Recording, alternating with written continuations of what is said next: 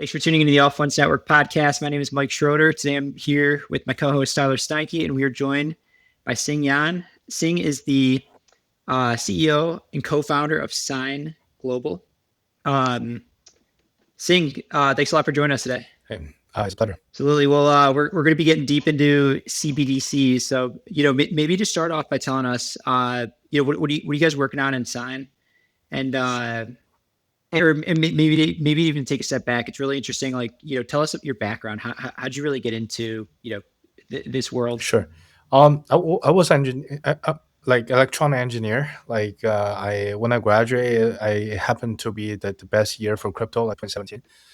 And there's a lot of things going on. So I also embrace this. I think this is definitely the best opportunity for young people. So I started learning smart contract. Because of electronic background, I built my own miners. So that's how I get into crypto. I spent 3 years in venture investing. I invested on behalf of fund and crypto exchanges. And then 6 years ago, me and my co-founders were co-funded Sign. And here we're cool. Yeah, tell us a little bit about what you guys are working on with Sign. So Sign is a B2G proprietary technology. We're a company. We're basically focusing on building national, what's it called, sovereign digital infrastructure for different countries. Right now we have 7 clients. We're building the most important, I would say, digital infra, mostly on the software side, including the digital money and digital ID. That's our specialty, but gradually we're gonna expand this vertical stack from the bottom as data center, and then you have digital money and digital ID as two pillar, and then you have public services. You have different applications, and then on the top you have AI. You have the financial market, which is now have a fancy name called RWA. So basically this is a vertical thing, and we're providing services, providing consulting, providing technical support for country as client. Mm-hmm. That's awesome. Very cool.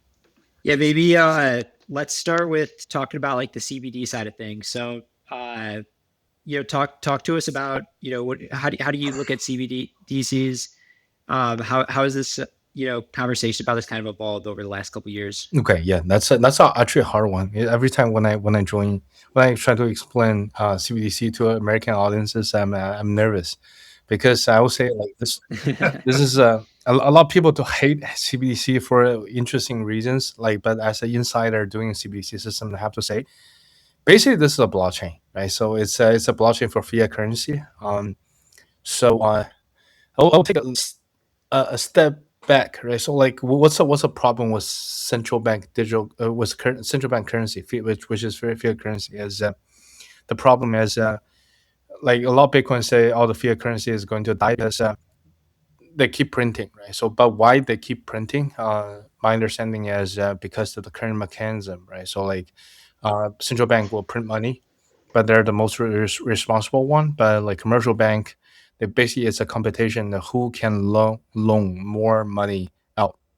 Right? So they will also print money heavily. So yeah, fiat currency. In my world, I think I see countries as companies, and I see the fiat currency, which is issued by the credit of the credibility and also economy or everything with the country, as the stock of this company, right? So in that sense, the problem right now with fiat currency is because nobody knows how much fiat currency are there, right? So we don't have a ledger.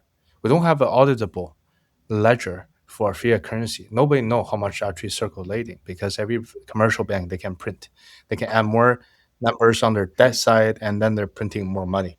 So that's basically causing a lot of deflation, mismanagement, all the stuff for fiat currency. So the goal for central bank digital currency is basically providing a digital ledger for the fiat currency, right? So okay, how much are circulating, okay, for each of the bank, how much do they have in there as their reserve? For central bank, you can easily control, okay, say what's the reserve rate? Okay, you two banks, you need more reserve. Okay, you can't loan too much out. that kind of thing, right? So like Mhm. you can easily control the economy because money is actually the most important governance tool, right? So you can understand, so your tokenomics better, and you can like do governance with all these banks, all with government better.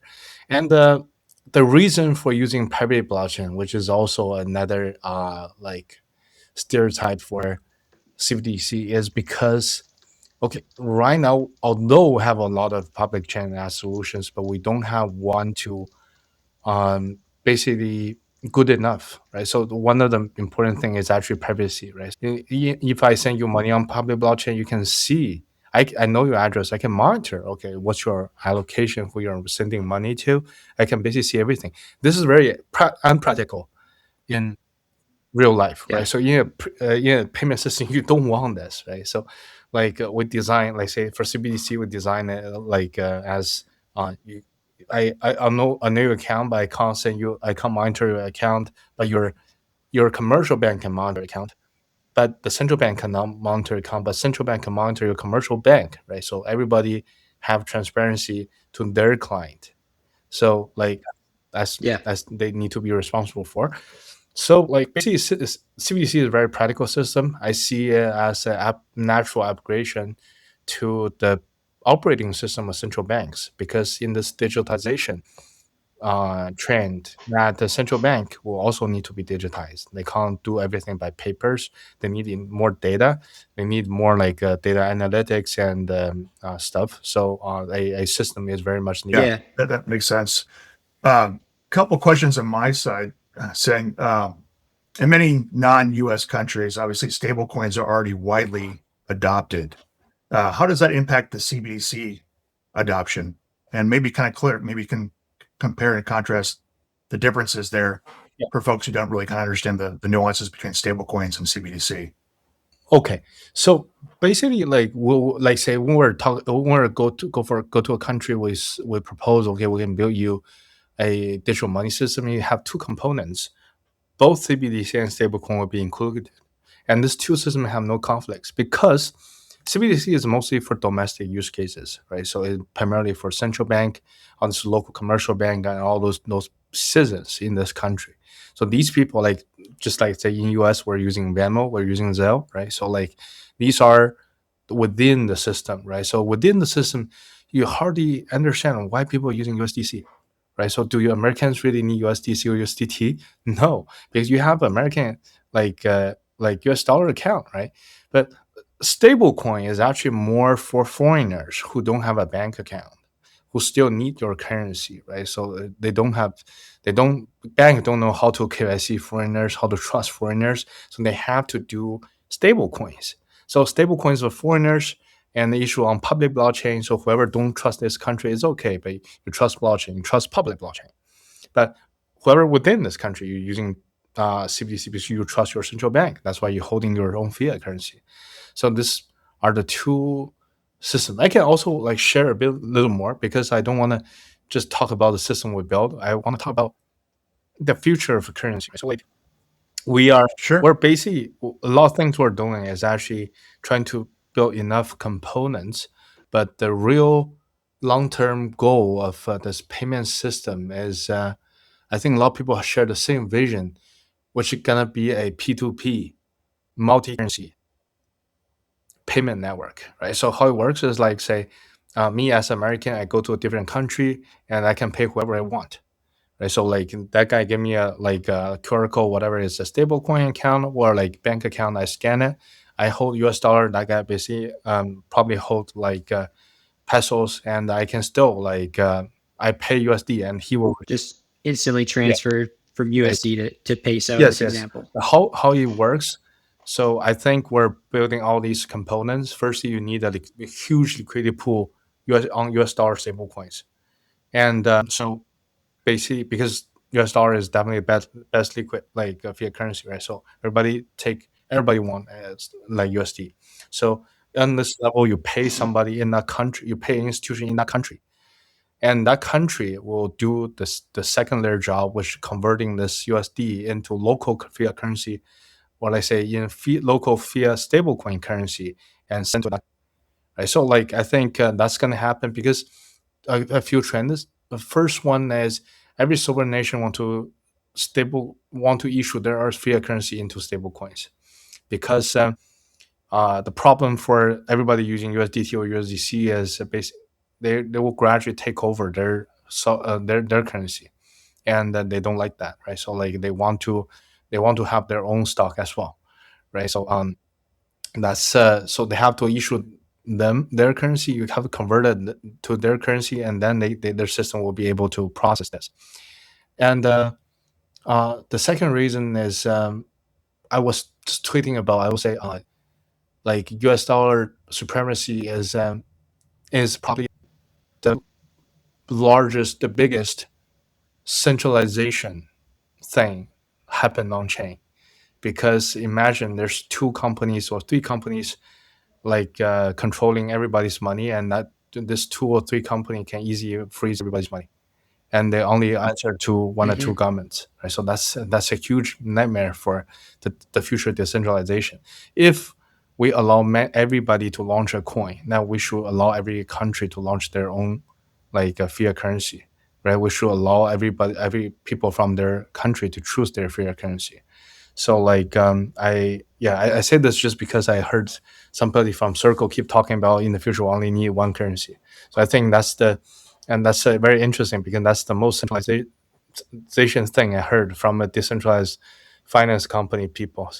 Yeah, That's interesting. Yeah. Well, I guess back to that point, saying I'm curious too, because that brings up. So I like the analogy you're talking about. Companies have their own stock or shareholders, right? As a country, how do you think about the concerns around governments freezing accounts or increase control at the system level on a country by country basis? Obviously, in digital assets, there's always that freedom, that autonomy that people think about. How do you see that in real time? What does that look like for you in your perspective? Firstly, I want to there's a clear line of this, right? So there is a free world, but free means is very dangerous. It's very, you need to be super responsible for your asset, because once it's gone, then nobody can help you take it back.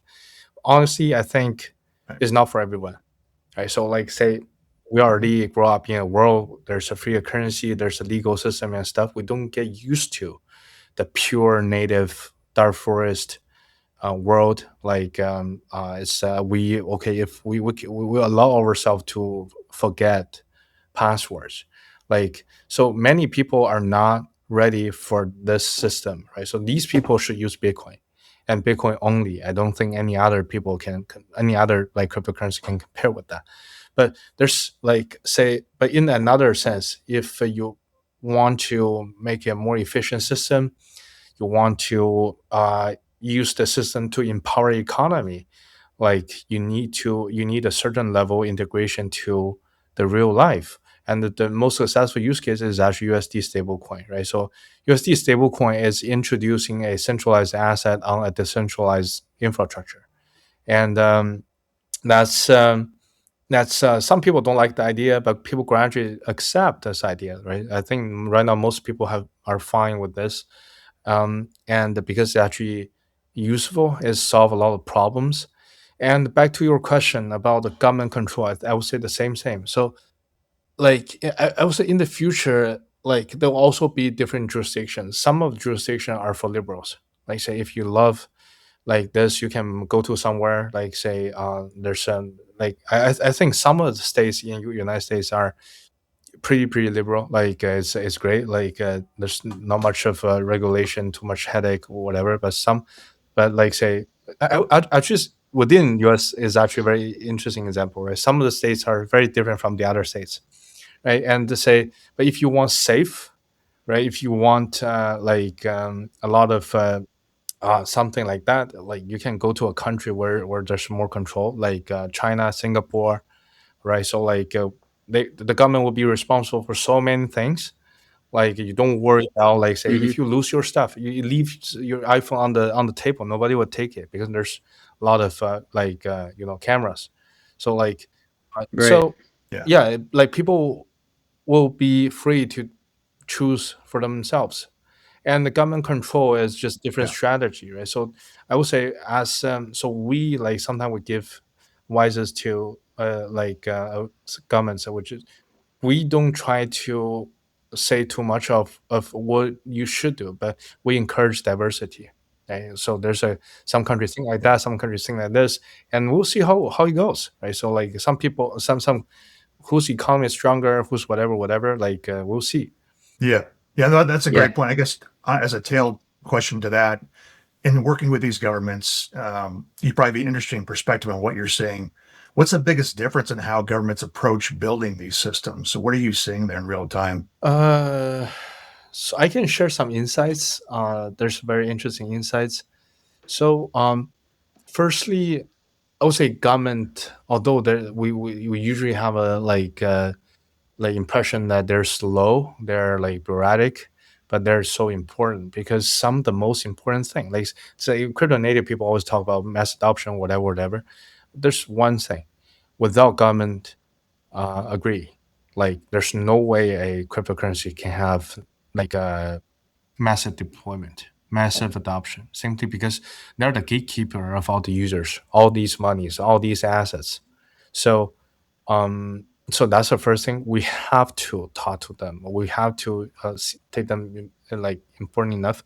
And secondly is um, there's a governments are very different.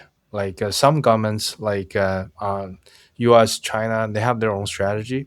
Right? So like they have, like say, U.S. is very much pro stablecoin and anti CBDC, and China is embracing their digital yuan, like digital RMB, and they basically banned all these stablecoin. They have their own strategy. I think they know what they're doing. At least they have they firmly choose their like a roadmap.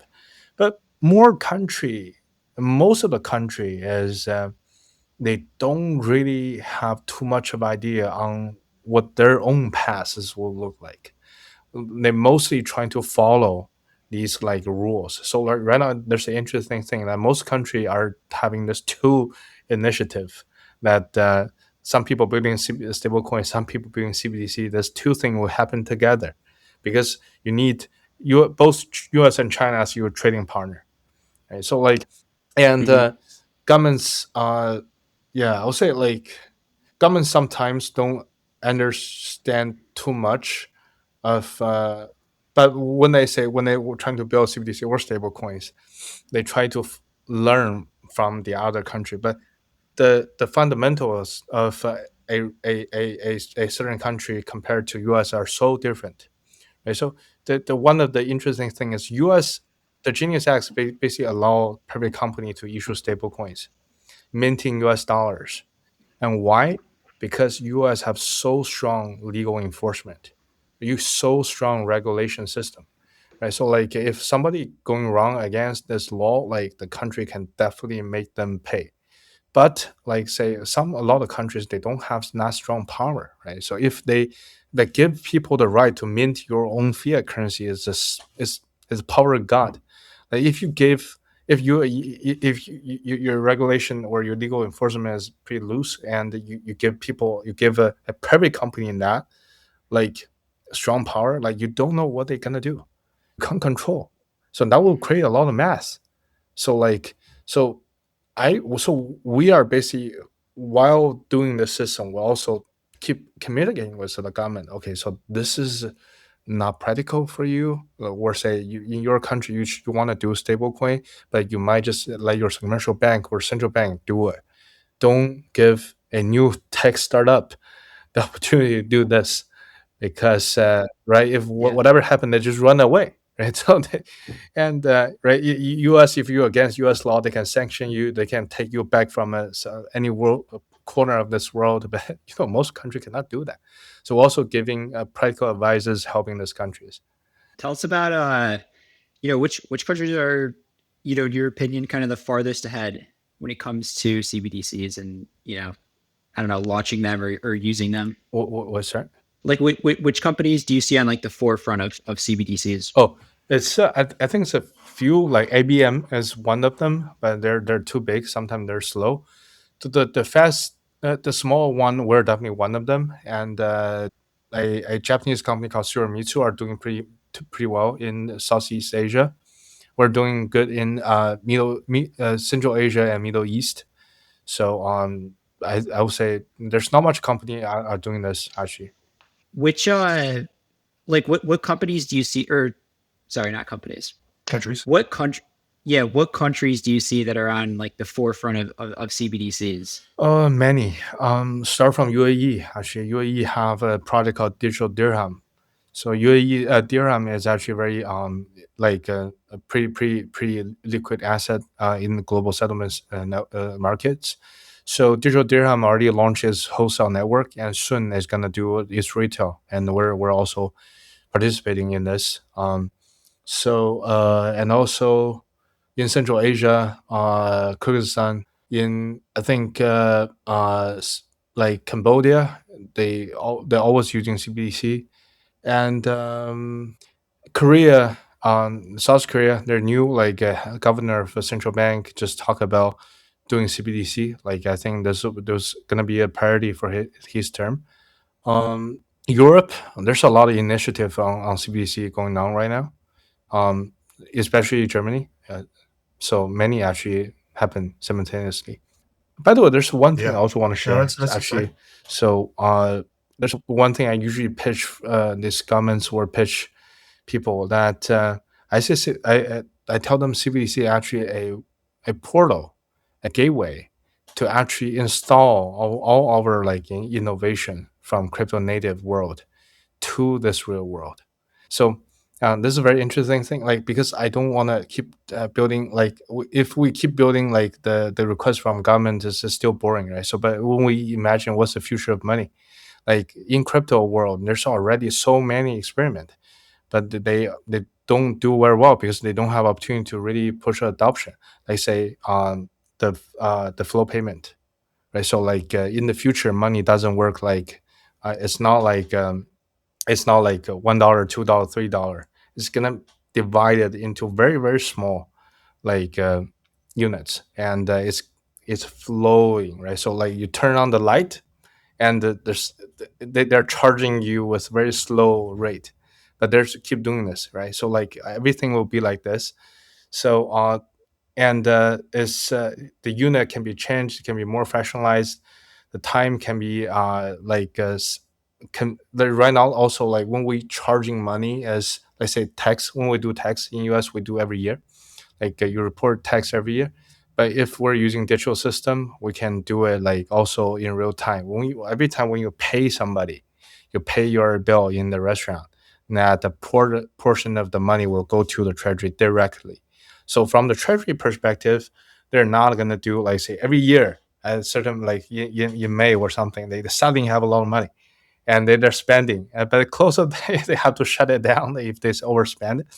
But so they'll have a very stable like income, right? So every transaction they're paying, and they can monitor this like income or something as like indicator of how this economy doing in this country, right? So like a lot of things can be changed.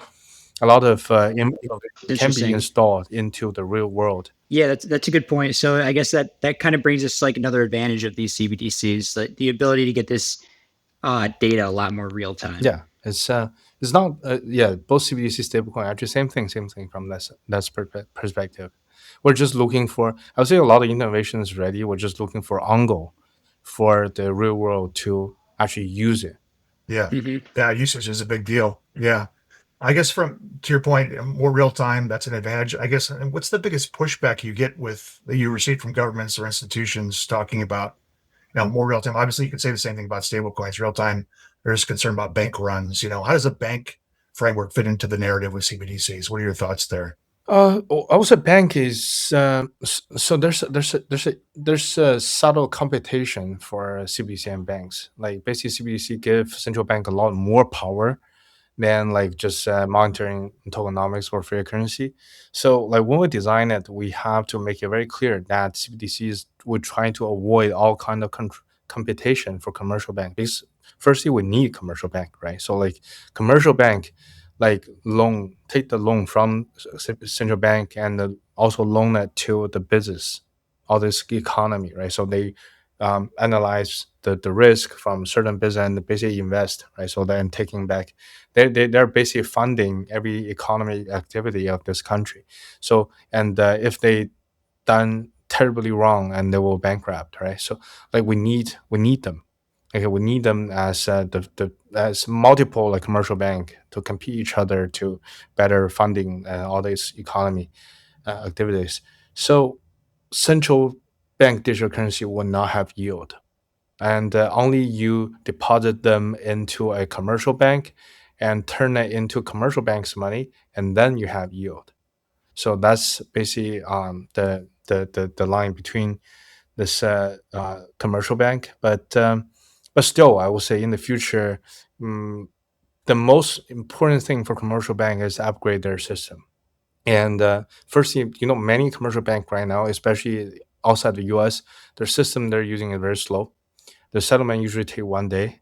Clearings take forever because they need to manually verify people's identity. But there's a lot of technology can be used. They just somebody need to push them, right? Somebody need to build a new bank and a lot faster than them, and then they feel dangerous, and then they catch up, right? So because banking essentially is a monopolized industry, so you need to help think a way to actually pushing them. Yeah. By the way, most of bank only work 6 hours to 4 hours every day. That's pretty right. crazy. That's right. Yeah. Like It is. so, and one more thing is banks are I would say that they have a lot of things to catch up. I forget the point, but it's okay. Oh, you're asking me about the push, What? right? So the pushbacks. I would say from the governments, Yeah. like commercial bank is okay, but from governments, they don't have computation for their own. Like I would say, the most important pushback is hesitation. So, like in the past decades, like basically, this is how it works. Is like they mostly follow U.S. or a few international organizations, right? So, like say, World Bank or something, and say, "Oh, this is doable. Like this policy is okay," and then they will do this policy or something. But right now, like you see, this world is not lead by the U.S. government or these international organizations. It's mostly lead by technology company like Nvidia, right? So who FOMO all the other people is all these tech companies, right? All these tech CEOs, right? Elon Musk says, "Oh, we're gonna turn electricity into currency," and then everybody panicked, right?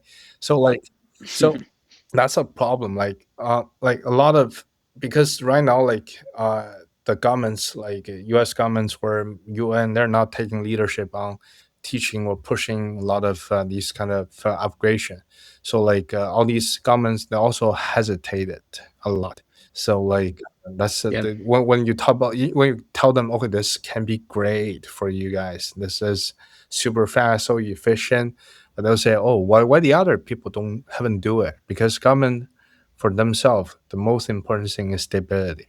They don't want to fuck up.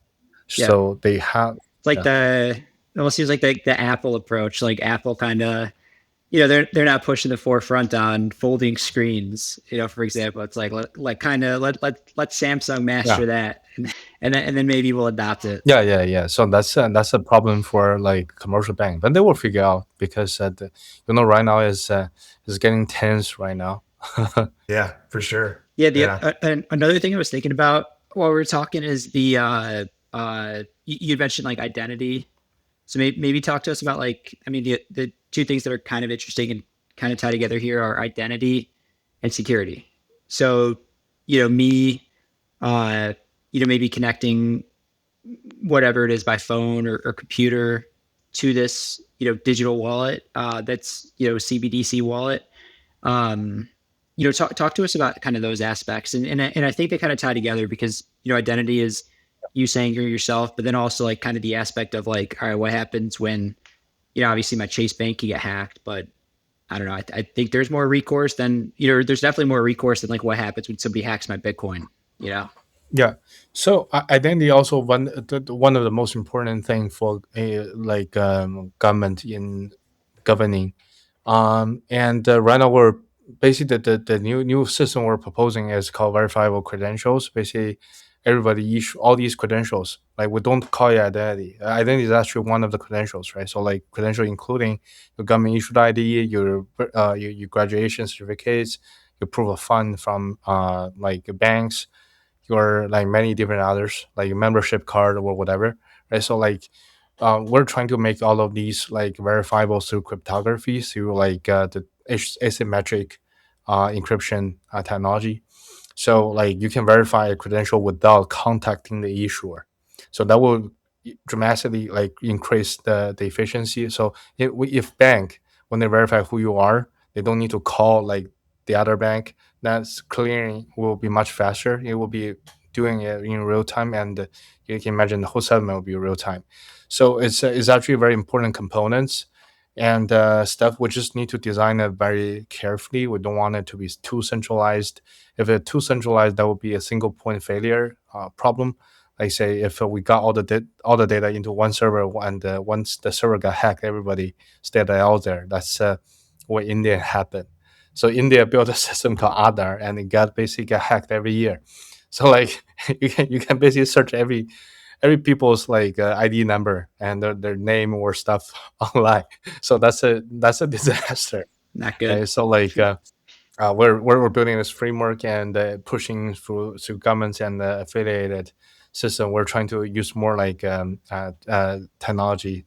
But there's a lot of debate on this right now. We're in progress on like say how Yeah. to protect What this is data, how to avoid collecting biometrics, like a lot of things. Yeah. Yeah, that's definitely important. Obviously, the whole pieces of the puzzle there. I can go back to kind of everything here that you've talked about. I mean, what does a CBDC rollout actually look like from a country perspective, given there's definitely a lot of layers here to tackle? It's actually not that complicated. I think a lot of people are already using it, but they give it a different name, right? So if you go to Singapore, you pay like you buy something, you try to scan to pay. There's a system called what's the name? Like Pay Now. It's a system called Pay Now. Hmm. Basically, it's a system across all the commercial bank, whatever commercial bank you're using. There's a Pay Now integrated, and in this network, you can pay and settle real time, and no fees. This is actually CBDC, right? So it's a It system is. across all the commercial bank, all the citizens, like everybody can pay and receive in real time. This is CBDC, and it's not that complicated, not that like scary. Yeah. Actually, that's paint a picture for us because Skyler and I live in the U.S. You live in Singapore. Yeah. Uh, how does this aspect work for you? Is it like, I mean, I here in the U.S. I'll use like Apple Pay a lot. Mhm. Is it similar where I have like cash on, whatever Apple Pay or something like that, Yeah, it's just like or it's just a I connect my, Zelle. my Chase It's just card. like Zelle, but the government enforce Yeah. all the banks support Zelle, something Yeah. like that. It's just You think it's easier? I mean, it's maybe a rigged question, but you think it's easier to kind of for a country like Singapore with, I don't know, 5 million people or so to issue rather than the U.S. where you got 400 million it people. just it's just the philosophy is different, right? So in China they have Alipay or WeChat Pay, right? So like they have one point something billion people, but they can still do it. And it's just like so some of the government think okay efficiency matters more than like free computation, right? So like okay you like say you have Zelle, you have Venmo, you have a lot of so many payment protocols. The government say okay hey guys like listen like I built a protocol that you guys have to integrate it and to facilitating all this commercial bank payments, then like everybody just also suddenly all this commercial bank have this, so avoid all this headache of you are using this and I'm using that different network. So it's just like that. So central bank will enforce this, and it's definitely doable. It's just but different government have their own style of doing things, but the user experience is pretty much like that, and Yeah. it's also I just want to say is when you have the system you will start to wondering why we need card, right? So Apple Pay have a great user experience, but the problem is if you're doing everything all of a sudden through card companies, it's still very costly, right? So it's still like say you pay the card provider like issuers like 2% or something, why they're making so much money? What's the value they're really adding, right? So if you have ability to directly send money P2P, like through Zelle or something, it's free.